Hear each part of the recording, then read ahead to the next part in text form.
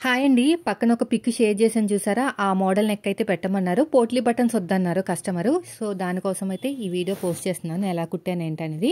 చిన్న బార్డరు అంటే నాకు బ్లౌజ్కి పెద్ద బార్డరు, చిన్న బార్డర్ వచ్చింది. పెద్ద బార్డర్ ఏమో నేను హ్యాండ్ కట్ చేసేసాను. చిన్న బార్డర్ వచ్చేసి ఇలా డిజైన్ కోసం అయితే తీసుకున్నాను. ఈ బార్డర్ ఎంత ఉందో అంత లైనింగ్ తీసుకున్నాను. అదేవిధంగా క్యాన్వాస్ కూడా తీసుకున్నానండి. క్యాన్వాస్ కొంచెం ఈక్వల్గా లేదు కదా, ఒక లైన్ వేసేసుకుని ఈక్వల్గా అయితే మార్కింగ్ వేసుకుంటున్నాను. ఇలా కొంచెం ఈక్వల్గా అయితే మనకి కట్స్ అనేవి పర్ఫెక్ట్గా రావడానికి ఖచ్చితంగా 1/2 ఇంచ్ అయితే ఉండాలండి ఖర్చు కోసము. ఓకేనా? 1/2 ఇంచ్ అయితే ఖచ్చితంగా ఉండాలి, లేదంటే అసలు కట్స్ అనేవి పర్ఫెక్ట్గా రావన్నమాట. ఇలా 1/2 ఇంచ్ తీసేసుకుని ఎగస్ట్రా ఉన్న క్లాత్ నీట్గా కట్ చేసేయండి. ఇలా మొత్తం కూడా నీట్గా కట్ చేసుకుంటూ వెళ్ళిపోవాలి. కొంచెం నీట్గా రావడానికి ఒక 1/2 ఇంచ్ అయితే విడ్త్ తీసుకున్నాను. ఆ విడ్త్లోనే మనం కట్స్ అనేవి ఇవ్వాలన్నమాట. అంటే మార్కింగ్ అనేది ఏదైనా మూత తీసేసుకుని 1/2 ఇంచ్కి టచ్ అయ్యేటట్టు మనం 1/2 ఇంచ్ అంతా కర్వ్ అనేది తిప్పుకోవాలి. ఆ కర్వ్ తిరగడానికి మనం మూత అనేది తీసుకోవాలి. ఎక్కువ లోతు తీసుకున్నాం అనుకోండి మనకి కట్ అనేది తిరగదు. అందుకని ఖచ్చితంగా 1/2 ఇంచే ఉండాలి, అంతకంటే ఎక్కువ ఉండకూడదు. ఇలా నీట్గా ఇలాగా మార్కింగ్ చేసేసుకోండి. ఇప్పుడు నేను చూపిస్తున్నాను చూసారా? అలా మార్కింగ్ అయితే చేసేసుకోవాలి. ఇలా తీసేసుకుని ఇలాగా మనకి బ్లౌజ్ హైట్ ఎంత ఉందో అంత వస్తుంది అనమాట. బార్డర్ అనేది ఎక్కువ ఉంటే కట్ చేసేసుకోండి, హైట్ అంతా సరిపోతుంది. సో తీసుకున్న తర్వాత మనం నీట్గా కట్ చేసుకోవాలి. ఏదైనా మూత సహాయంతో మనం మార్కింగ్ అనేది వేసుకోవాలండి. ఇలా మొత్తం కూడా అయిపోయిందండి. ఇప్పుడు నీట్గా కట్ చేసేద్దాము. ఇలా నీట్గా కట్ చేసుకుంటూ వెళ్ళిపోవాలి. ఇటు సైడ్ కూడా అంతే. ఇలా చిన్నగా మొత్తం నీట్గా కట్ చేసుకుంటూ వెళ్ళిపోవటమే. ఇలాగా మళ్ళీ ఇటువైపు తిప్పేసుకుని ఇక్కడ కూడా అంతే. చూడండి ఎలాగైతే కట్ చేస్తున్నానో. మనం కటింగ్లో కూడా ఫినిషింగ్ వస్తుందండి.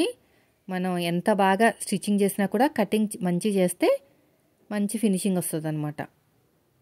ఇలా నీట్గా కట్ వర్క్ అనేది మొత్తం కటింగ్ స్టిచ్చింగ్ రెండిట్లోనూ ఉంటుంది.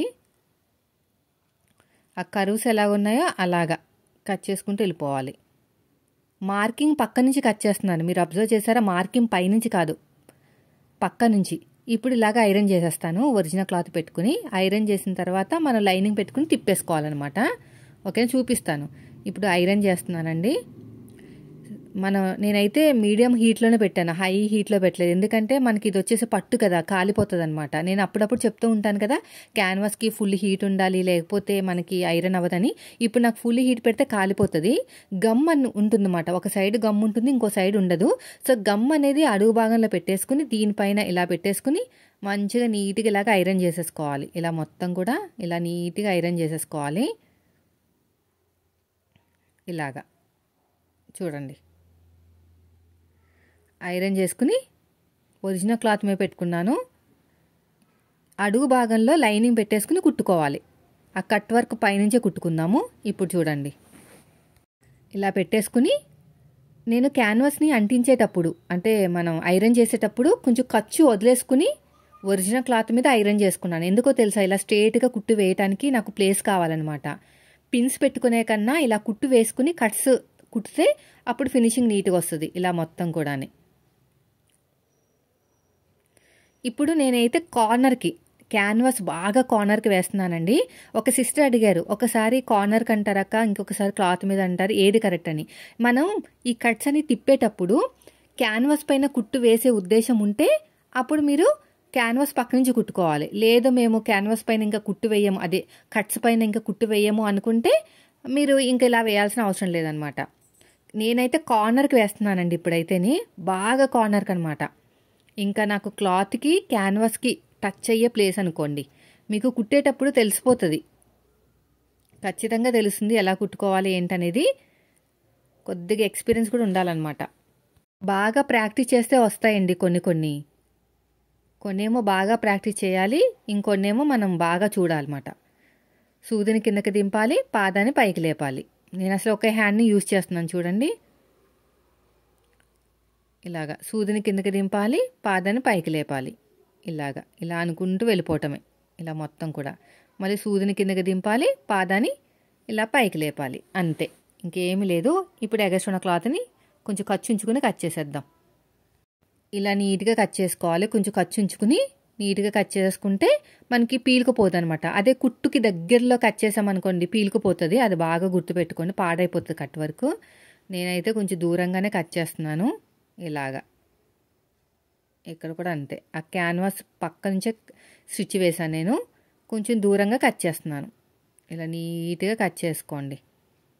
వీడియో నచ్చితే మాత్రం ఖచ్చితంగా లైక్ చేయండి. మీరు మన ఛానల్ ఫస్ట్ టైం చూస్తే మాత్రం సబ్స్క్రైబ్ చేయండి. ఇలా నీట్గా కట్ చేసుకుంటూ వెళ్ళిపోవాలి. ఇలా మొత్తం కూడా అంతే ఇలాగా. ఓకేనా? ఇక్కడ కూడా అంతే.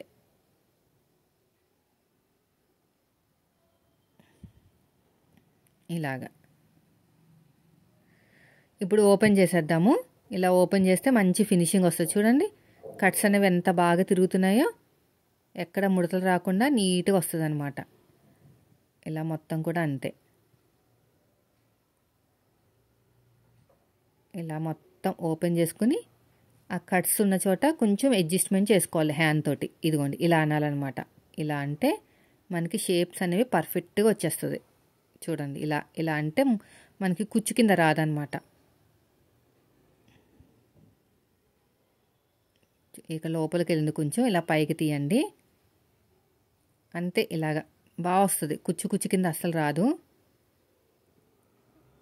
ఇలా నీట్గా ఐరన్ చేసుకుంటే చేసుకోండి. నేనేం చేయలేదు ఐరన్, ఎందుకంటే బాగుంది కదా చూడడానికి. ఇప్పుడు ఏం చేయాలంటే మనకి ఎంత వెడల్పు కావాలో అంతా తీసేసుకుంటున్నాను. కరెక్ట్గా నాకు పక్కన బార్డర్ లాంటిది కొంచెం బ్లౌజ్లో ఉన్న క్లాత్ ఉందన్నమాట, అది కట్ చేసేస్తున్నాను. ఓన్లీ బార్డర్ ఒకటే పెడదామని. చూడండి బాగా వచ్చింది. ఇలా నీట్గా కట్ చేసేయండి. ఎగస్ట్రా ఉన్న క్లాత్ని మొత్తం కూడా నీట్గా ఇలా కట్ చేసుకోండి.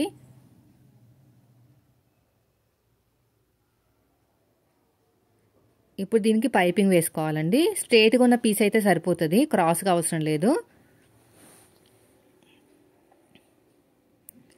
ఇలా స్ట్రేట్గా స్టిచ్ చేసుకుంటూ వెళ్ళిపోవాలి. ఇలాగా 12వ నెంబర్ థ్రెడ్ తీసేసుకుని ఫోల్డ్ చేసుకుని కుట్టేసుకోండి. ఇక్కడ కొంచెం ఖర్చులు ఎక్కువ వచ్చినాయి కదా, పోగులు కూడా ఎక్కువ ఉన్నాయి కదా, నీట్గా కట్ చేస్తున్నాను, లేదంటే థ్రెడ్ అనేది లావుగా వచ్చేస్తుంది. ఇప్పుడు 12వ నెంబర్ థ్రెడ్ తీసేసుకోండి. ఇలా పెట్టేసుకుని ఇలా ఫోల్డ్ చేసేసేయండి. చాలా సన్నగా నీట్గా వస్తుంది. ఇలా రఫ్ ఇచ్చేసుకోండి. స్టార్టింగ్లో మంచిగా సన్నగా వస్తుంది అనమాట ఫోల్డింగ్ చేస్తే. చూసారా వెనక సైడ్ నుంచి చూడండి ఎంత బాగా వస్తుందో. చాలా బాగా వస్తుంది ఫినిషింగ్ అనేది. ఇలా మొత్తం నీట్గా స్టిచ్ చేసుకుంటూ వెళ్ళిపోవాలి. ఇక చూడండి కొంచెం తప్పింది, వెనక్కి వస్తున్నాను. ఎందుకంటే మనకి ఫినిషింగ్ చాలా ఇంపార్టెంట్. థ్రెడ్ మీద కుట్టు పడకూడదు అనమాట. ఇలా ఫోల్డ్ చేసుకుంటూ నీట్గా వచ్చేసేయాలి.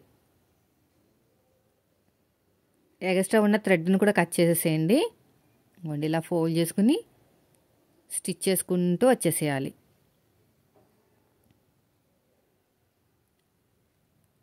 ఇలా మొత్తం కూడా అంతే.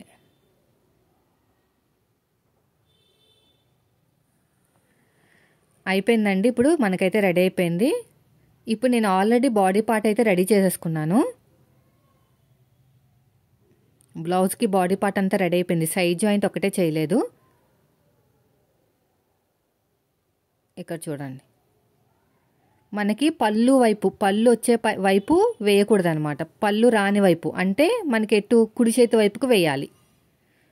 కుడి చేతి వైపుకి వేస్తేనే ఈ డిజైన్ అనేది బాగా కనిపిస్తుంది, లేదంటే పళ్ళు కవర్ అయిపోతుంది. సో నేనైతే కట్ వర్క్ అనేది బయట కనిపించేటట్టు కూడా వేద్దాం అనుకుంటున్నాను. ఇక చూడండి ఇక్కడ ఇలాగ స్ట్రేట్గా లైన్ వేసుకోవాలి ఫస్ట్. ఇలా బయటకు వచ్చేటట్టు అయితే ఇంకా నీట్గా కనిపిస్తుంది కదా. పిన్స్ పెట్టేసుకోండి ఎక్కడికక్కడ. ఓకేనా? పిన్స్ పెట్టేసుకుంటే బాగుంటుంది. మధ్య మధ్యలో ఇలాగ ఉంటే కొంచెం లుక్ లేదని చెప్పేసి మధ్య మధ్యలో పూసలు కూడా కుట్టానండి. అప్పుడు బాగా వచ్చింది లుక్ అనేది. నాకు ఇంత ఎక్కువ ఉంది. కట్ చేసేసి నడుం దగ్గర ఇలా ఫోల్డ్ చేస్తున్నాను అనమాట. అయితే మీరు ఇలాంటి మోడల్ ముందే డిసైడ్ అయిపోతే నడుం పట్టి అతక్కండి, షోల్డర్స్ కూడా జాయిన్ చేయకండి. బ్యాక్ పార్ట్ దగ్గర ఇలాగ మొత్తం కూడా నీట్గా వర్క్ అంతా కూడా అయిపోయిన తర్వాత ఇలా మోడల్ కుట్టిన తర్వాత అప్పుడు మిగతా పనులు చేసుకోండి. నాకేంటంటే సగం కుట్టిన తర్వాత కస్టమర్ చెప్పారనమాట ఏదైనా మోడల్ పెడతావా అని. వెంటనే ఇది పెట్టానమాట. ఇలా నీట్గా స్టిచ్ చేసుకుంటూ వెళ్ళిపోండి. చూడండి ఇప్పుడు ఎలాగైతే స్టిచ్ చేస్తున్నానో అలాగా. ఇలా సూదిని కిందకి దింపి పాదాన్ని పైకి లేపాలన్నమాట ఇలాగా. ఇటు సైడ్ కూడా అంతే. అందుకునే పిన్స్ ఎక్కువ పెట్టేసుకోండి, లేదంటే మనకి క్రాస్గా వచ్చేస్తుంది వర్క్ అనేది. ఇలా మొత్తం సూదిని కిందకి దింపి పాదాన్ని పైకి లేపాలి.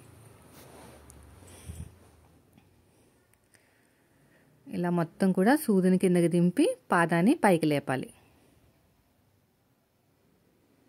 ఇలాగా. ఇటు సైడ్ కూడా అంతే. ఇలా మొత్తం కూడా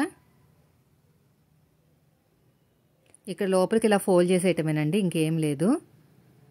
బయటకు కొంచెం కట్ వర్క్ అనేది బయటకు కనిపించేటట్టు పెట్టాను, వెనక్కి వెళ్ళిపోతే ఆ షేప్ అనేది హైలైట్ అవ్వదు కదా, అందుకుని.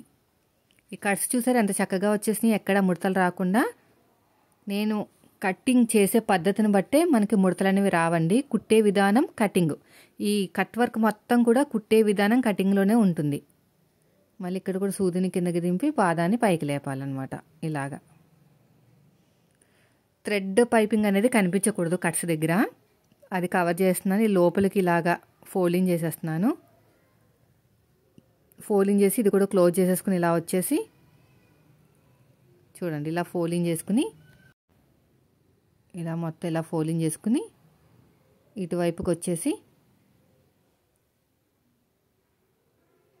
మళ్ళీ ఇటువైపు తిప్పేసి అక్కడ ముడతలు రాకుండా చూసుకోండి, ఫినిషింగ్ పోతుంది. పిన్స్ తీసేసేయండి, లేదంటే సూది మీద దాని మీద పడిందంటే సూది ఇరిగిపోతుంది. ఇంకా అవసరం లేదు మనకి. థ్రెడ్ పక్కనే కుట్టు పడేటట్టు నీట్గా కుట్టుకుంటూ వచ్చేసేయండి. ఇలా మొత్తం కూడా అంతే, ఇలా మెల్లగా రావాలి. ఐరన్ చేసుకోండి, ముడతలు ముడతల కింద ఏం కనిపించదు మీకు. ఈ లోపలికి ఇలా ఫోల్డ్ చేసేసేయండి. నేను అందుకునే కింద నడుము పట్టి అతకుండా ఉంటే మనకి ఇంకా బాగా వస్తుంది ఫినిషింగ్ అనేది. సో ఇక్కడ చూడండి కొంచెం ఫినిషింగ్ మిస్ అయింది, థ్రెడ్ పైపింగ్ అనేది బయటకు వచ్చింది లోపల ఫోల్డింగ్ దగ్గర. సో దీన్ని ఓపెన్ చేస్తాను. అలా చిన్న చిన్న మిస్టేక్స్ కూడా వదలకూడదండి, మళ్ళీ వెనక్కి వచ్చి మాడిఫై చేసుకోవాల్సిందే, అప్పుడే బాగా వస్తాయి అన్నమాట లుక్ అనేది. ఏం కాదులే అనుకుంటే మళ్ళీ ఆ థ్రెడ్ లాగా కనిపిస్తుంది, బాగోదు కదా. ఇలా నీట్గా ఇదిగోండి లోపలికి పెట్టేస్తాను, పెట్టేసుకుని స్టిచ్ చేసుకుంటూ వెళ్ళిపోతాను. రఫ్ ఇచ్చేసేయండి, ఇటువైపు తిప్పేసుకుని ఇక్కడ నీట్గా క్లోజ్ చేసేసుకోండి, అయిపోతుంది ఇంకా. ఇప్పుడు మనం ఇలా ఉంటే బాగానే ఉంది లుక్ అనేది, కానీ ఇంకా హైలైట్ చేయడానికి పోట్లీ బటన్స్ వాళ్ళు వద్దన్నారు కదా, ఇంకా నేను పూసలు పెడదామని పూసలు కూడా పెట్టానన్నమాట. తర్వాత సైడ్ జాయింట్ కూడా చేసేసుకోవాలండి. అంతే, నేను బ్లౌజ్ ఇంకా సైడ్ జాయింట్ చేసి కుడితే ఇబ్బంది అయిపోతుంది, సైడ్ జాయింట్ లేకుండానే కుట్టాలి. ఇదిగో ఎంత చక్కగా వచ్చిందో కట్స్ అనేవి. ఆ కట్స్ అనేవి దూరం నుంచి చూస్తే మనకి కనిపించవు అనమాట, ఎందుకంటే మనం అంతా కుట్టేసాం కదా, అందుకని. ఇప్పుడు సైడ్ జాయింట్ కూడా చేసేసాను. ఇంకా చూడండి పూసలు అనేవి కొంచెం పెద్దవి తీసుకున్నాను, మరీ చిన్నవి తీసుకుంటే కనిపించట్లేదు, ఇవైతే కొంచెం కనిపిస్తాయని చెప్పేసి కొంచెం గట్టిగా నాట్స్ వేసేస్తున్నాను. మనకి కట్టు తిరిగిన చోట పూసలు పెట్టుకోవాలి. దీనికన్నా చిన్న పూసలు పెట్టుకున్నా పర్లేదు, కానీ నా దగ్గర లేవన్నమాట, ఇవే ఉన్నాయి. ఆ పోట్లీ బటన్స్ పెట్టే కన్నా ఇదే బెస్ట్ అండి. పోట్లీ బటన్స్ లావుగా ఉంటాయి కదా, దానికన్నా ఇలా పూసలు పెట్టుకుని అక్కడ పైపింగ్ ఉంచుకుంటేనే మంచిది. కస్టమర్ కూడా నేను అదే చెప్పాను అనమాట, పోట్లీ బటన్స్ ఎందుకు, చక్కగా ఇక్కడ పూసలు పెడితే బాగుంటుంది అంటే, సరే మీ నచ్చినట్టు కుట్టండి అని చెప్పారు. అందుకని ఇంకా కొంచెం లుక్ అనేది బాగుంది. నాకైతే పర్సనల్గా అయితే బాగా నచ్చిందండి. చూసారా ఎంత చక్కగా నీట్గా వచ్చిందో, సింపుల్గా. పెద్దవాళ్ళ బ్లౌజే కానీ కొంచెం బాగుంటుంది, ట్రెండ్కి తగ్గట్టు మనం బ్లౌజులు వేసుకుంటే బాగుంటుంది అనమాట. చూడండి ఎంత చక్కగా వచ్చేసిందో మోడల్ అనేది. సో వీడియో నచ్చితే లైక్ చేయండి ఫ్రెండ్స్. మీరు మన ఛానల్ ఫస్ట్ టైం చూస్తే మాత్రం సబ్స్క్రైబ్ చేయండి. చూడండి ఫైనల్ లుక్ అనేది ఇలా ఉంది, చూసారా ఎంత చక్కగా వచ్చేసిందో. మీరు కూడా ట్రై చేసి నాకు కామెంట్ చేయడం మాత్రం మర్చిపోకండి. Thank you for watching.